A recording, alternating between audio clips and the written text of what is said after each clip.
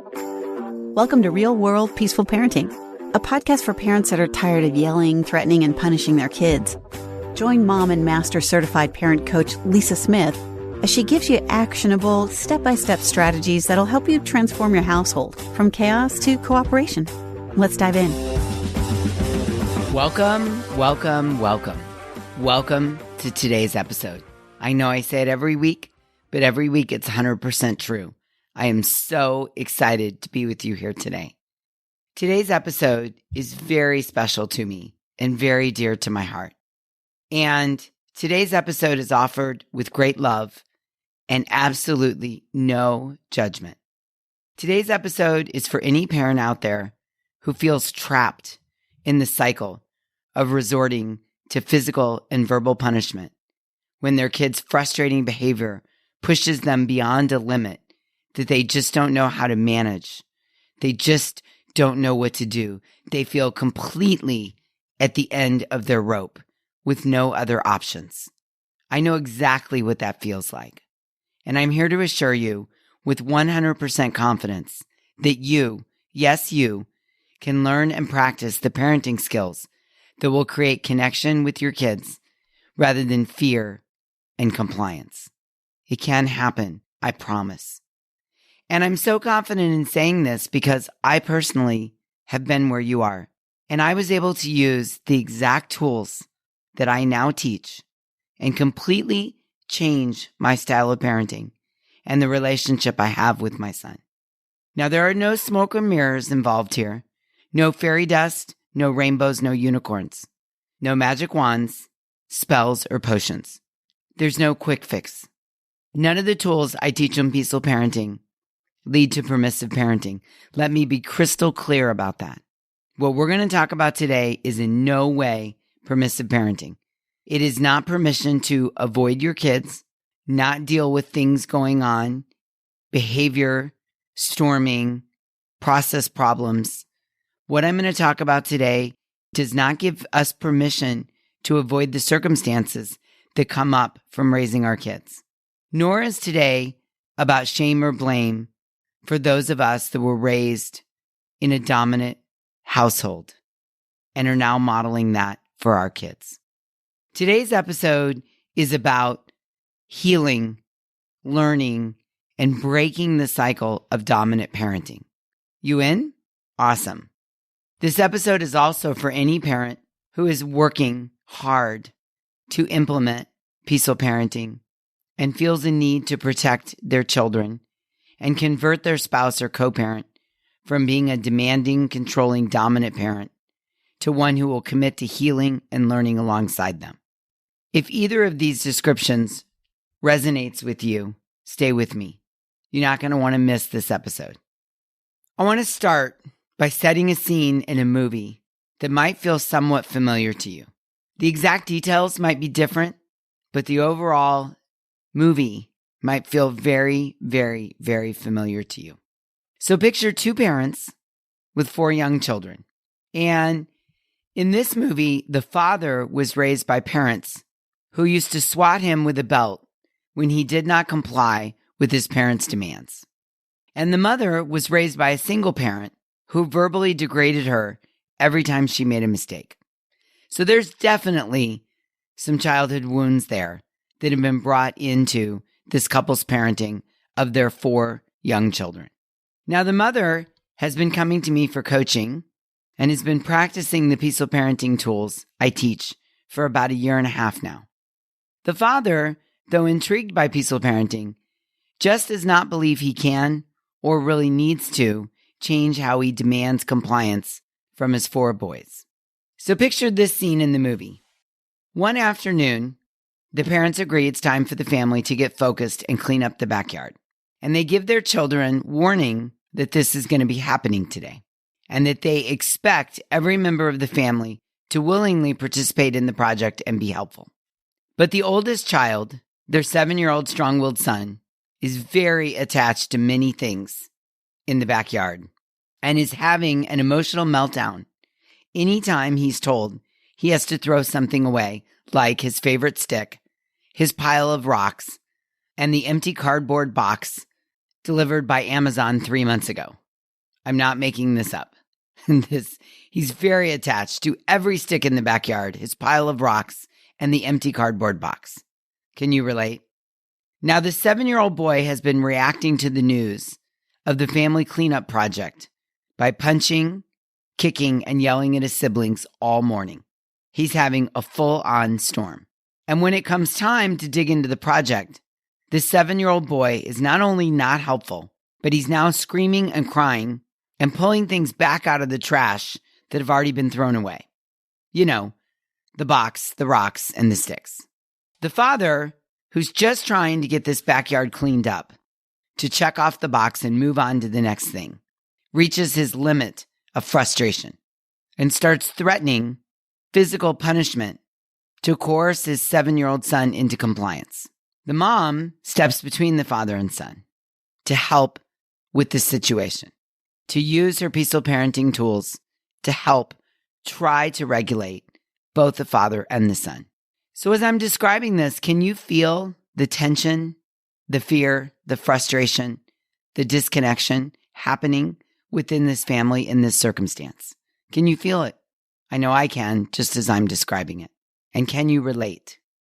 This is the moment when recognizing some facts can make all the difference. Let me explain. The first fact that is so important to know and understand is this. The same-sex parent is the most influential person in a kid's life until the age of 10. If any parent, but especially the same-sex parent, is going to model for their children that in this family, when we feel frustrated, violence is justified, then when the child gets frustrated, they feel justified in being violent, whether it's yelling, hitting, or name-calling, because this is what is being modeled by the parent. Now, this is all happening in the subconscious, and I know that the parent is frustrated and feels pushed to his limit. I get it. We've all been there, every one of us. And in his mind, I'm sure he feels like, hey, I warned that this project was happening. I reminded the kids. I planned for it. I told them it was going to happen. I'm sure the father had a timeline. We need to get this yard cleaned up today. And he's determined to push through and get this done. Today. I get it. Believe me. I love checking things off like you wouldn't believe. So I totally get wanting to finish up a project like clean up the sticks, rocks, and cardboard in the backyard. But here's the thing. How we respond when these big negative emotions show up, like frustration, disappointment, missed deadlines, conflict, how we show up matters. These are the moments we are modeling for our kids, how we want them to show up when the feelings of frustration, disappointment, missed deadlines, and conflict arise. Do you see this? Is a light bulb going off? It matters. How we behave when these big feelings come, like frustration, disappointment, conflict, how we behave matters because we're giving the roadmap to our kids. Here's another example. Let's say a mom is driving down the road with her 2 kids in the backseat, and one child is hitting the other. The other starts kicking. The first one starts crying, and there's mayhem going on in the backseat. Full-blown fighting. Fighting, kicking, hitting, crying. And as the mom's driving, she starts screaming at them to stop and reaches in the backseat out of frustration and swats the 2 kids on the leg to get them to stop. In this example, the mom is teaching, modeling, and reinforcing that in this family, when we feel frustrated, we are justified to swat. We use our hands to exert our frustration. We use our hands to express our frustration and try to control the other person. She is modeling that for her children. And I know this might be hard to hear. I understand. But in this example, the mom is using her hands to express her frustration through violence and try to control the other person. She's modeling that for her children. So listen to me. I'm not here to tell you this is wrong. The mom can choose to do that. But at least if she's going to do that, at least understand the model she is putting forth for her kids. Let me say that again.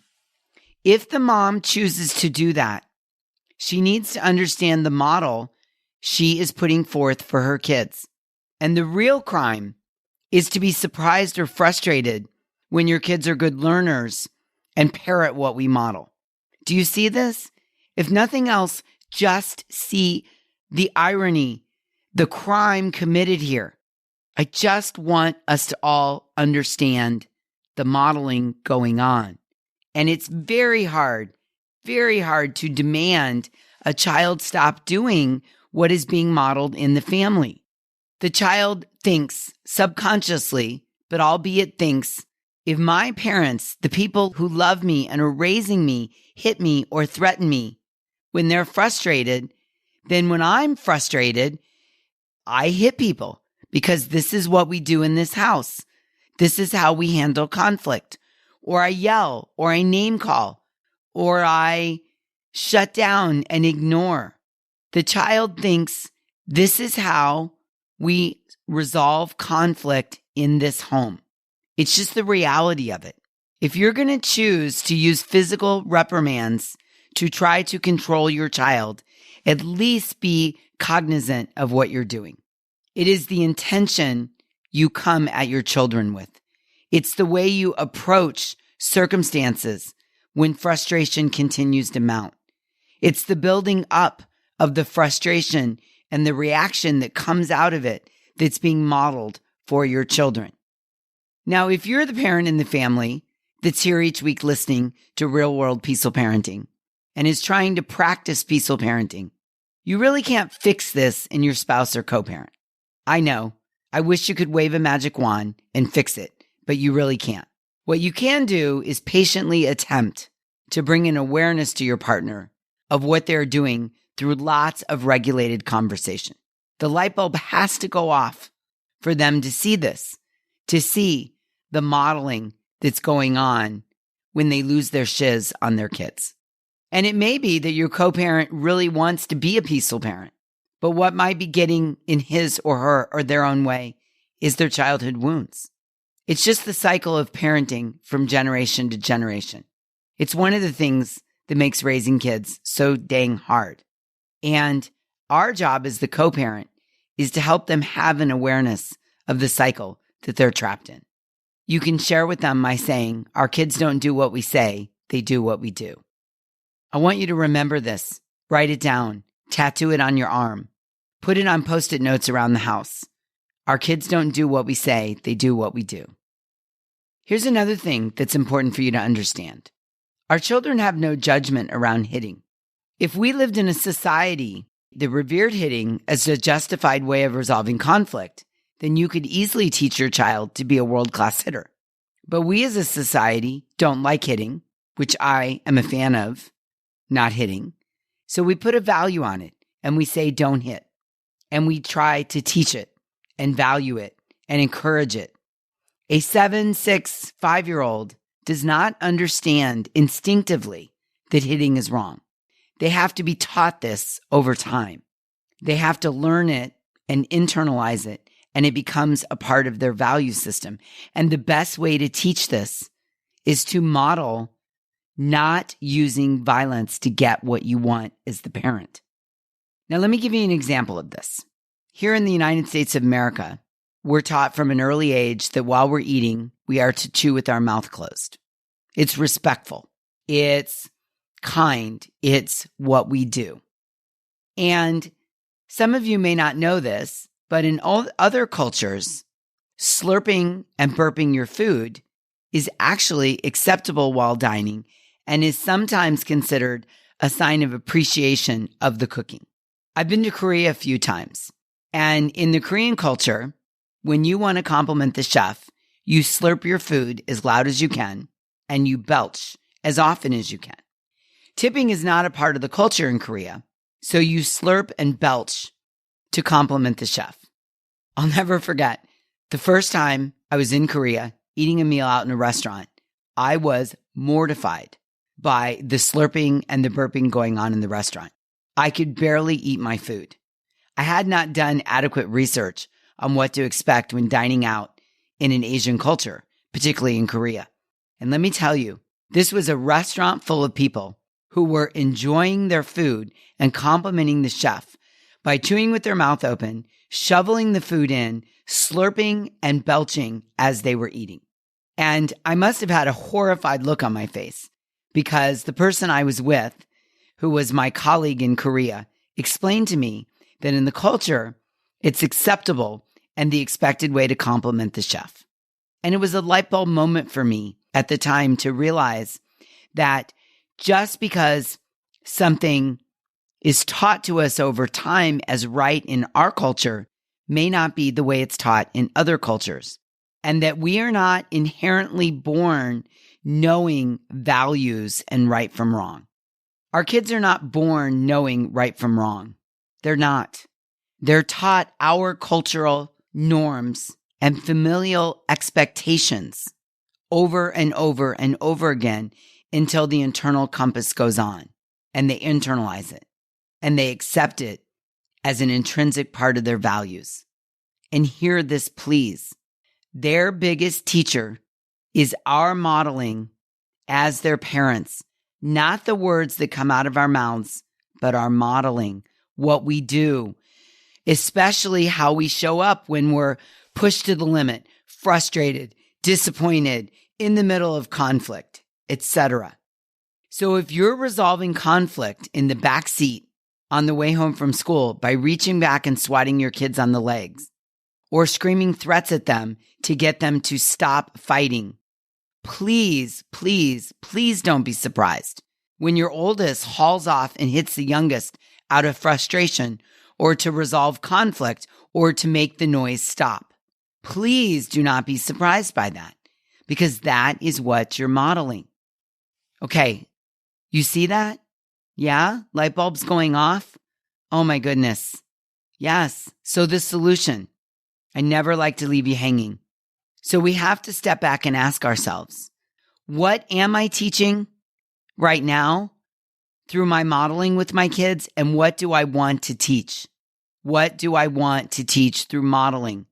If I was coaching one-on-one the father in the first movie I described, who sees value in hitting his kids as a form of punishment, I would ask him, what was the feeling you had when you were trying to clean the yard and your 7-year-old son was crying over a stick and as you threw it in the trash? And let's assume for a second this dad would say, well, I was frustrated, Lisa. I was frustrated. I'm trying to get the yard cleaned up. Then I would ask him, how exactly do you want your son to handle frustration at 7 when he feels it come over him? What do you want his action to be when he's frustrated at school, on the baseball field, with his brothers in the backyard when they're free playing? How do you want him to show up? Because that's what we have to model, because it's how our kids learn. There is no other way to teach our children. They learn from what is modeled for them. Hypocrisy is to hit a child and then demand he not hit his siblings. It's not going to happen, especially if you're the same-sex parent modeling this. Your child then believes, oh, in this home, when we're frustrated, this is how we behave. And it feels natural to him to hit his siblings. And then your kid's going to get dysregulated when you're doing one thing as the parent and saying another.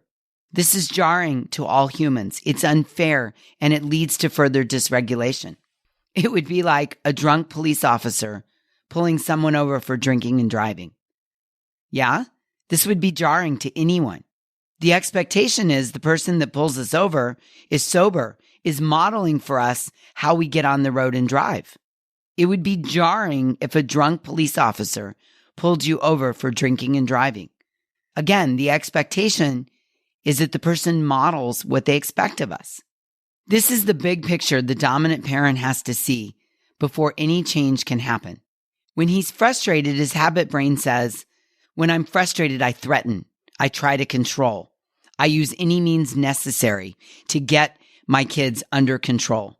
He has to have an intrinsic motivation to want to change that. The peaceful parent can participate when the frustration gets to the point that the dominant parent is ready to use violence. You can say, hey, let's take a break. We're not going to do that right now. And then later, when you're both regulated, help him fill in the neural pathways, the ski tracks, as I call them, which is the habit brain, with fresh snow a new way to respond, or a new way to deal with feelings of frustration. We have to model that culture we want our kids to follow. If we hit them, but ask them or demand they not hit, they're not going to be able to follow that because we're saying one thing and modeling another, and it's hypocrisy. In the heat of the moment, you can stay regulated and guide your spouse or co-parent away from the violence. But more importantly, you also need to spend a lot of regulated time having conversations about modeling. And let me say, change is 100% possible. I am living proof. If I can do it, anybody can do it. I am proof that this is possible. I came from a family of gold medalists in yelling, threatening, punishing, and physical abuse. And I have broken the cycle. And if I can break it, you and your co-parent can too. After 10 years as a parent coach, I've helped thousands of parents around the world break the dominant cycle.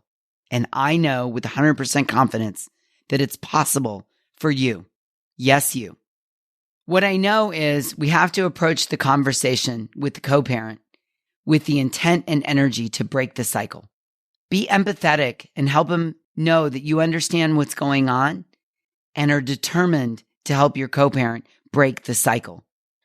Really help them understand the value of modeling. It wasn't until the light bulb went on for me and I really understood that I was modeling and teaching my son to be a reactive yeller. I'll never forget the day. I was yelling at him. He was yelling at me. I was yelling at him for yelling at me. And in the back of my brain, I was thinking, who taught him to yell like this? And I realized me. I was teaching him through modeling to be reactive and angry. I was teaching him that this is how we show up when we're frustrated. We go from 0 to 100. We start screaming. Our face gets all red and we start screaming unkind things at the other person and making threats. It took me a while to develop a new model, to model a new way to show up when I was frustrated, but we did it. And now in our home, there's very little yelling. There's a ton of true connection, understanding, compassionate listening to each other, and cooperation. And let me be honest, there's still dysregulation at times on both our parts. Frustration bubbles up, believe me. After all, I am raising a strong-willed kid who I call a full contact sport. But when frustration bubbles up, we don't turn to reactive anger. We don't turn to violence when we get dysregulated. And that all started with me modeling a new response to my frustration. This is my hope for you and your family too. And I want you to know that I can help you. I can teach you a new way to model. I can teach you new tools, and I can help your family make progress, even if your co-parent isn't on board. Yes, I said that. Even if your co-parent is 0% on board, I can help you make progress. That's 100% possible. How, you ask? Well, the answer is pretty simple. I want you to come and check out the Hive, because it's inside the Hive where I will give you the exact tools you need to move down the path to peaceful parenting with or without your co-parent on board. The Hive is a one-of-its-kind community that serves parents around the world who want ongoing support with their parenting at an incredibly reasonable price. The Hive enables you to have a parent coach in your back pocket at all times and get all of your questions answered without any obligation on your end. Now, the Hive is not an online group of parents showcasing their, quote, social media perfect parenting, end quote. And it's not a feed of nonstop inspirational quotes and empty cliches. The Hive is the place to help you make small steps in your parenting journey that will bring you exponentially closer to the connection you've always wanted with your kids. And once you create that connection, you get maximum cooperation. I want to let that soak in for a moment. Maximum cooperation through connection. I want you to know what's possible for your family, no matter what stage you're starting from. Imagine never being more than a few days away from having a tried and true parenting expert, that's me, give you tailored guidance on your most recent situation. Imagine feeling any anxiety and guilt you have about your parenting melt away. Imagine feeling the love and connection with your kids growing stronger each day, even on their worst days. Imagine knowing that no parenting challenge is too big for you because of the vast experience and support you can immediately draw upon within the Hive. And you can make it a reality, all of this a reality, with what I coach and teach you inside the Hive. It might sound too good to be true, but I promise you it's not. And there is a seat waiting for you right now. So go to thehivecoaching.com to learn more and join. I cannot wait to work with you. Okay, until we meet again, I'm wishing you peaceful parenting. Thanks for listening to Real World Peaceful Parenting. If you want more info on how you can transform your parenting, visit thepeacefulparent.com. See you soon.